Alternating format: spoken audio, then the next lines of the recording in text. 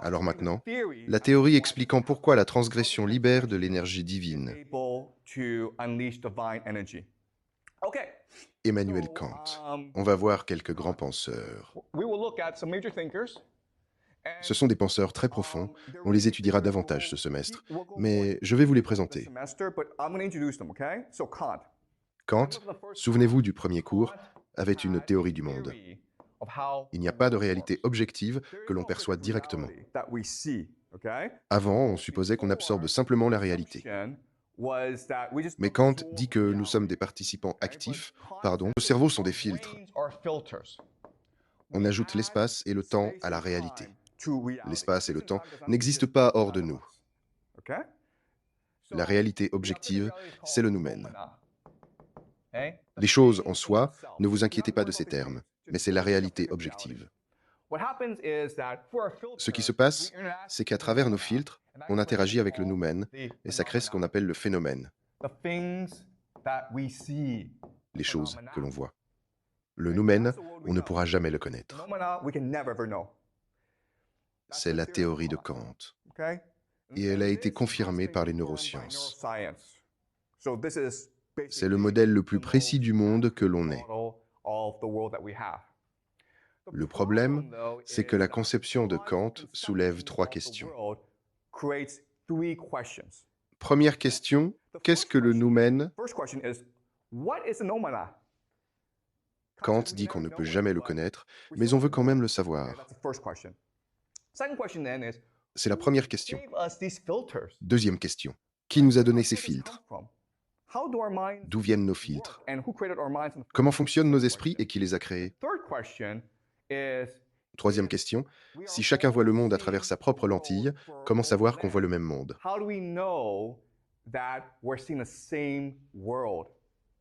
Comment nos perceptions du monde s'alignent?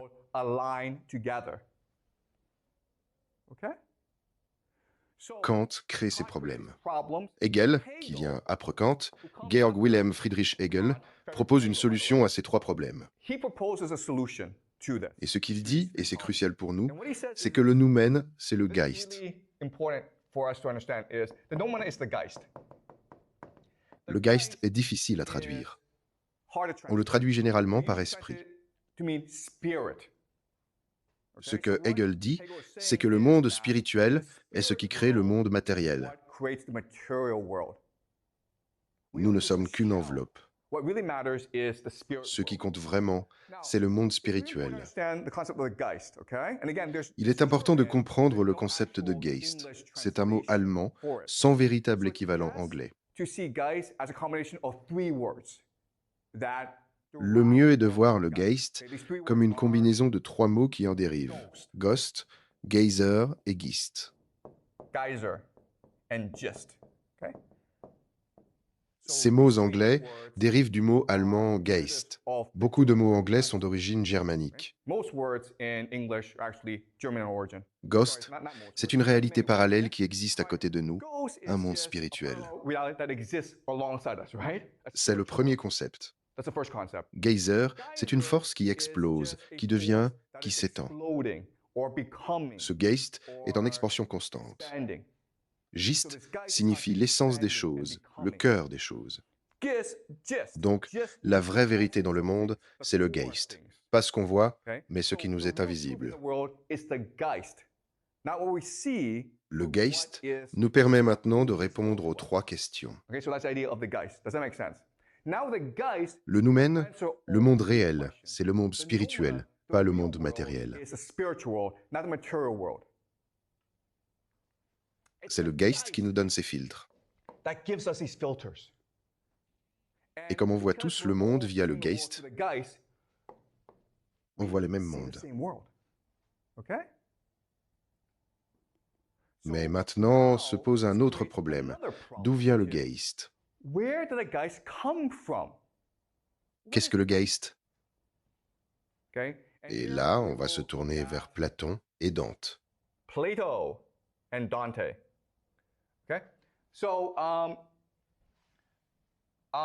C'est une théorie très profonde. On ira plus en détail au fil du semestre, mais je veux d'abord vous introduire l'idée. but I just first want to introduce the idea to you right now, okay? So this comes from Plato. Ça vient de Platon et d'une religion appelée le gnosticisme. Okay? Les gnostiques. Gnostic Gnostique means signifie simplement connaissance. So in the beginning, the Big Bang, Alors au commencement, le Big Bang, la force, c'est la monade, ou l'un ou le nous. or the Il y a différents noms pour cette different chose. names for this thing, or nous. Pensez-y comme le Dieu suprême, le Big Bang, la force, comme le soleil spirituel de l'univers. Like the sun almost, okay? The spiritual sun of the universe. La monade fonctionne par la respiration. Breathing. When he breathes, Quand elle respire, elle fait vibrer son pouvoir divin. And through this, Et par ce processus, elle crée de nouveaux êtres appelés dyades. are just peers, Les dyades sont des paires de force. forces. Okay? Ces dyades créent différentes réalités. Différentes réalités sont créées par cette émanation. Et finalement, on arrive à la Terre. En d'autres termes, ce que Platon et les gnostiques nous disent, c'est que le Geist est un monde multicouche, multidimensionnel, auquel nous accédons en permanence. Multidimensional world that we access all the time. Okay? Et la Terre n'est que la couche la plus extérieure de cette cohère, The most outer shell in this univers. C'est clair pour vous? Bien. Alors maintenant, la question est, quel est le but de la vie? So now the question then is, what Et is ce que Platon dit, c'est que le but de la vie est de retourner à la monade. says is that the purpose of life in this world is to return to the Et devinez quoi? Okay, and guess what, guys? C'est en fait le cadre de beaucoup de religions, y compris l'hindouisme et le bouddhisme. A lot of religions, including Hinduism, right, and Buddhism. C'est ce que croient les hindous et les bouddhistes aussi. And the Buddhists believe as well. Le nirvana, c'est le retour à la monade. The monad. Je ne sais pas si vous avez déjà étudié les religions, Okay? But that's the idea. mais c'est l'idée. Ce que dit Platon, c'est que par la quête du savoir, la philosophie, l'amour du savoir, on peut retourner à la monade. The monad. Okay? Dante, et on étudiera Dante en profondeur plus tard, mais Dante propose une autre solution. Has another solution. What Dante Ce que dit Dante, c'est que la monade est amour. The monad is love. Okay? Et la monade, en créant les choses, diffuse son étincelle divine à travers l'univers. Emanates throughout the universe. Okay? Il y a une étincelle divine en nous, et cette étincelle, c'est l'amour. Called love. Nous sommes capables d'aimer, les mères aiment leurs enfants. On s'aime les uns les autres grâce à cette étincelle divine en nous. You love each other because of this divine spark in you. Et plus on aime, plus on se rapproche de la monade. You return to the monad. Alors pour Platon, c'est la quête du savoir. Pour Dante, c'est la quête de l'amour. Pursue love. Okay? Maintenant, la question est, tout ça semble très bien, mais pourquoi le mal existe-t-il dans le monde?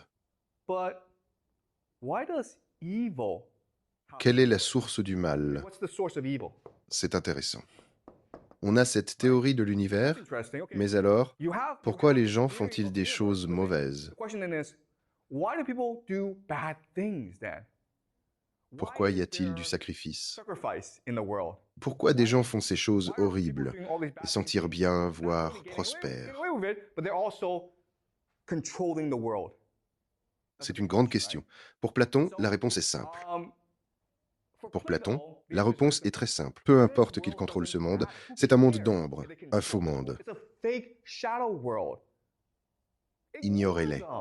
La quête du savoir vous permet de ne faire qu'un avec la monade. Be one with the monad.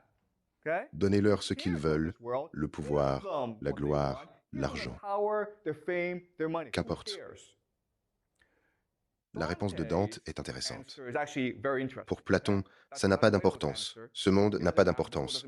C'est une prison de toute façon. Prison anyway. Dante propose quelque chose de différent.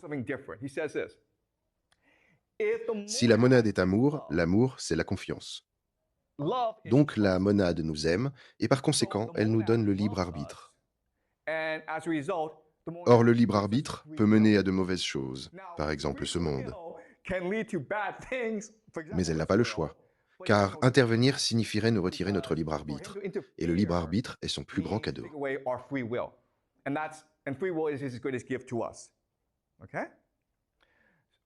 Mais de temps en temps, elle envoie des messagers dans notre monde pour nous rappeler qu'il y a une étincelle divine en nous et qu'on peut l'activer pour atteindre une conscience supérieure.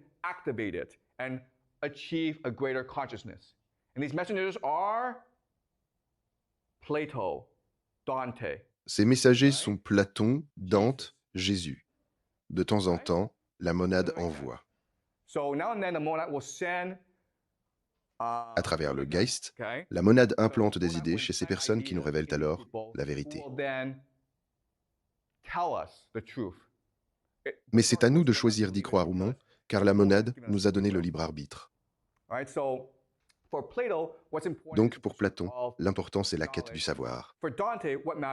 Pour Dante, c'est la quête de l'amour, s'aimer inconditionnellement. C'est ce qu'ils nous disent. Ce que ce système nous dit aussi, c'est que les puissants veulent nier ce système. Parce que s'ils contrôlent la Terre, le faux monde, ils veulent le rendre aussi réel que possible.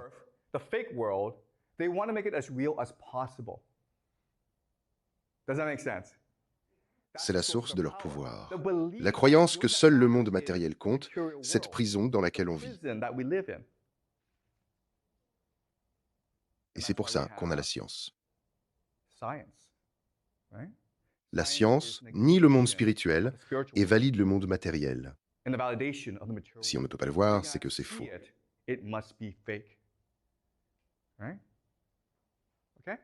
Voilà comment le pouvoir fonctionne. Maintenant, la transgression fonctionne dans ce modèle parce qu'elle permet aux puissants de s'aligner sur une partie spécifique de cet univers. Car dans cet univers, il y a aussi des forces maléfiques. Par exemple, la métaphore est celle d'Internet. Il y a des millions de sites web. Et par la transgression, en commettant le même acte maléfique, les puissants se sont connectés au même site. Et parce qu'ils sont connectés au même site, ça permet la synchronicité, ça leur permet de penser et d'agir de la même manière. Oui, qu'est-ce que le mal dans ce système? Dans ce système, le mal, c'est la négation du système. Parce que la monade est la vérité, c'est l'amour. Plus on se rapproche de la monade, c'est le bien. Au bout de ce modèle, il y a la Terre. Plus on embrasse le monde matériel, plus on nie le monde spirituel. Et c'est ça le mal dans ce modèle.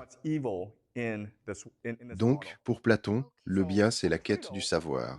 Et le mal, c'est le refus du savoir. Ce qui inclut d'ailleurs l'art. Les films, parce que les films ne sont qu'une ombre d'un monde d'ombre. Si le monde dans lequel on vit est faux et que les films ne font que le représenter, alors ça aggrave les choses. Et pour Dante, tout ce qui favorise l'amour est bien, et ce qui réduit l'amour est mal. Alors, pour ajouter à ça, le sacrifice peut être considéré comme un moyen d'unir les gens. Ça crée de la cohésion.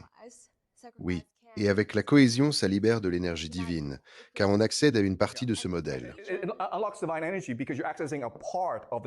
Et c'est pourquoi, en faisant ce sacrifice, il vénère un dieu.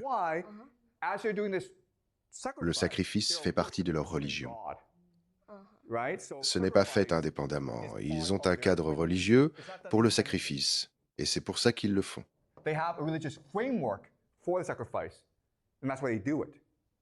Ils ne font pas le sacrifice pour des raisons personnelles. They do sacrifice as a Ils le font comme culmination of their aboutissement de leur religion, religion, because that's car what c'est the ce qu'elle religion demands exige. of them, Mhm. right? And because so they're worshiping a Et god, dans cette so they sacrifice vénération, these ils people sacrifient ces to gens pour send les to envoyer à this ce Dieu. god, Okay. right? So they're accessing a part of Ils this accèdent model, à une which partie is a basse de lower ce modèle. part, Et okay? il y a aussi des êtres And maléfiques dans ce there modèle. are evil beings in this model as Mais well, ils descendent encore right? plus bas. But they go lower. Alors, j'essaie de comprendre. I'm trying to. En faisant le mal, Like, tant que ça crée de l'amour dans la théorie de Dante, ça nous rapproche de la monade? as long as it creates love in Dante's theory, gets us ultimately closer. Oui, mais le mal qu'on perçoit est construit par notre société actuelle. Donc, Constructed by our current society. So. oui, ce que dit Dante sur la société actuelle, c'est qu'elle est avant tout anti-amour. Elle ne permet pas aux gens de s'aimer. Mais quel est le but de nous empêcher de nous rapprocher de la monade?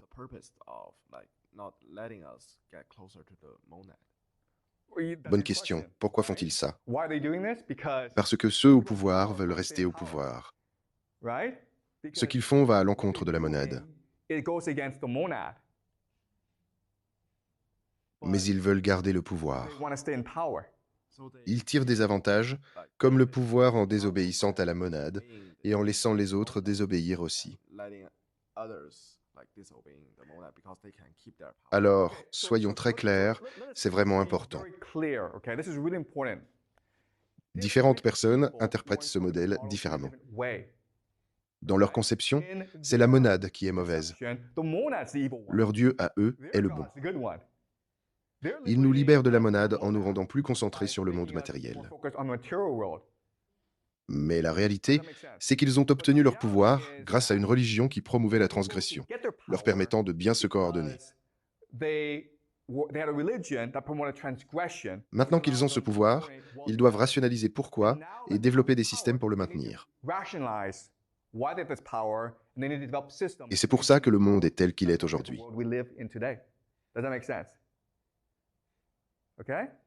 Ils sont puissants, ils veulent maintenir leur pouvoir, donc ils inventent de nouvelles idées pour le garder, même si ça implique de nier la vérité.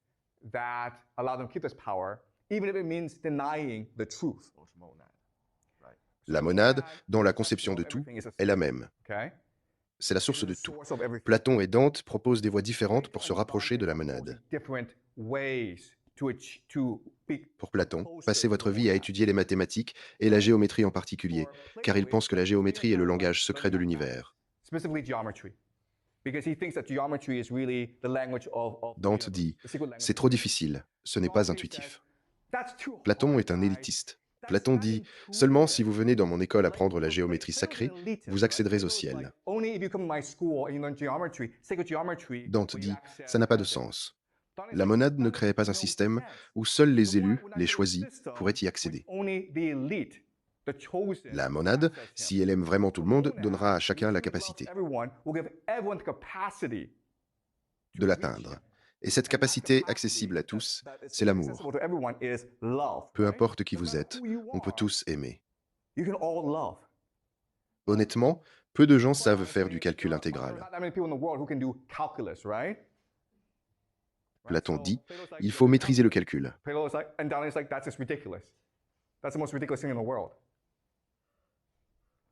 Vous suivez maintenant? D'autres questions? Pourquoi est-ce que des religions différentes, Platon, Dante, arrivent à la même réalisation de la monade? Ils viennent de lieux et de régions différentes, mais pourquoi ont-ils tous cette même conception de la sagesse et du savoir?